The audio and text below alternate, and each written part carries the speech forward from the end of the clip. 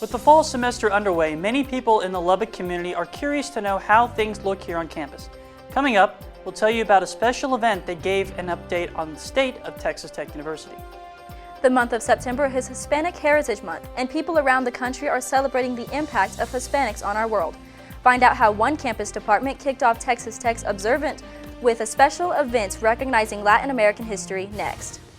And the Red Raiders soccer team made their return to the field this weekend in a showdown with the Baylor Bears here on campus. But could the team rack up a win to start the season? We'll have a look at the score and highlights in sports. This is the MCTV Weekday Update. Welcome to the Monday edition of the MCTV Weekday Update. I'm Ryan Heller. And I'm Patricia Perry.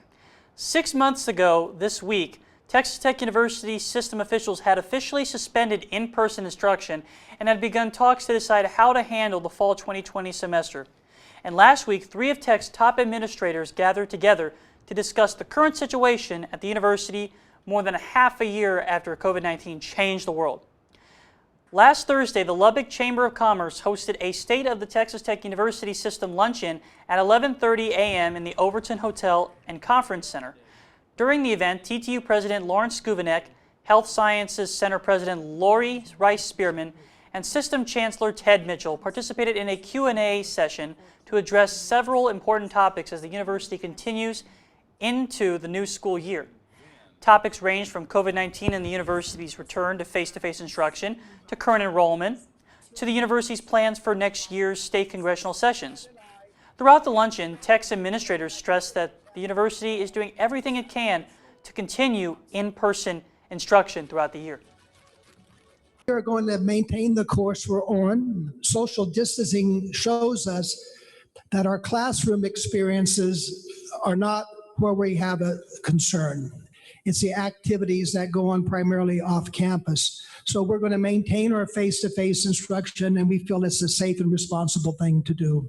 Our students are coming back to campus. About 50% right now are on campus having clinical experiences, particularly in gross anatomy, our clinical simulation center, and we're making sure that they're getting back into those clinics and hospitals across the United States. So we feel like we're in a good, stable position right now. Thursday's luncheon was one of the first times university administrators had spoken at a public event since the coronavirus pandemic began last spring. The luncheon included attendees from the local business community, both in person and virtually through Zoom. One topic that was discussed during last week's State of the University luncheon was the drop in COVID-19 cases on the Tech campus since the beginning of September. 2 weeks ago, the university had over 600 active cases of coronavirus in the Texas Tech community. But as of last Friday, that number has dropped significantly as the first 4 weeks of classes came to a close. On Friday, university officials reported 32 new active cases made up of 30 students and 2 employees. The report also included 31 new recoveries. With the new numbers, Tech's number of active cases increased slightly from Thursday to 187. Thursday's active count of 171 was the lowest number of current infections reported by the university since August 28th. Overall, Friday's count of total reported cases stands at 1,266 students and 141 employees, for a total of 1,407 since the first week of August. On-campus COVID-19 testing continues this week from now through Wednesday. The walk-up testing site is located in Urbanowski Park near the Rec Center, and you can be tested anytime between 8 a.m. and 4 p.m. This Wednesday is the last day that the walk-up site will be open, but testing will continue to be available on campus at the Student Wellness Center by appointment. The month of September is Hispanic Heritage Month. With such a large Hispanic population on campus, one university department took time last week to celebrate a traditional Mexican holiday. The Texas Tech virtual El Grito celebration was broadcast last Tuesday at 7 p.m. The event marked the observance of El Grito de Dolores that took place on September 16, 1810. When a priest gave a call to arms that started the Mexican War of Independence. Last week's celebration featured students, faculty, and staff retelling the stories of each of the countries that separated from Spain and their declarations of independence. The event also included special guest Placido Rodriguez, a former bishop of the Catholic Diocese of Lubbock, Tuesday's El Grito celebration was organized by the Division of Diversity, Equity, and Inclusion, and it was broadcast live through Texas Tech's YouTube channel, the KTTZ TV website, and the LISD TV cable channel 12. If you would like to check out the full video from last week's celebration, you can visit the website listed on your screen. For more than a week, the South Plains has experienced mild conditions as the summer season draws to a close. But with tomorrow marking the first day of fall, can we expect any big changes in the weather? MCTV Madison's Hartin joined us in the studio with the latest look at the forecast. Madison? Thanks, Patricia. Well, I am sorry to say it, but despite the fact that tomorrow is the first official day of fall and summer is officially coming to a close, we are not going to be seeing anything resembling nice fall conditions like I know we were all hoping for on the South Plains. But we are still going to have nice conditions, just not very fall-like ones. Looking out at our MCTV tower cam right now, we can see that the skies are big and blue and beautiful. Really, I don't see a single cloud out there. The skies are remarkably clear, and the temperature for the day stayed up pretty warm. Our high temperature for the day climbed back up into the 80s with a high of 81 degrees, sunny and warm conditions, and a wind coming from the southeast at 5 to 10 miles per hour. Looking into tonight, we are going to drop back down to the 50s with a low temperature at 50 degrees even. Clear and mild conditions and a wind coming from the east by southeast at 10 to 15 miles per hour. Now looking at the South Plains as a whole for tomorrow, we aren't going to be seeing much of a difference in temperatures. Having highs in the 80s and lows in the 50s in the evening are going to be pretty par for the course, especially in the next coming days before we eventually go back into fall-like temperatures. For Lubbock, we can see that we're going to be experiencing a high of 82 degrees. It's going to be a little bit warmer above Morton and Friona out there a little bit west of us, but sadly we are not going to be seeing any fall temperatures as we move into our lows for tomorrow evening. Again, we're going to be sitting in around the 50 to 60 degree margin. Lubbock sitting in the mid 50s, and out of Friona it's actually going to be a little bit chillier than we were expecting, so at least you're going to be having some cooler temperatures at least in the evening out there if you're heading out west. But bringing it back into Lubbock locally, we can see that these temperatures are pretty par for the course for the rest of the week. For Tuesday, we have a high of 83 degrees, a low of 57, and an easterly wind coming at 5 to 10 miles per hour. For Wednesday, we're at least going to be seeing a little bit of a difference in the form of some cloud cover. Partly cloudy conditions for that day with a high of 84 degrees, low of 56, and a south by southeasterly wind coming at 5 to 10 miles per hour.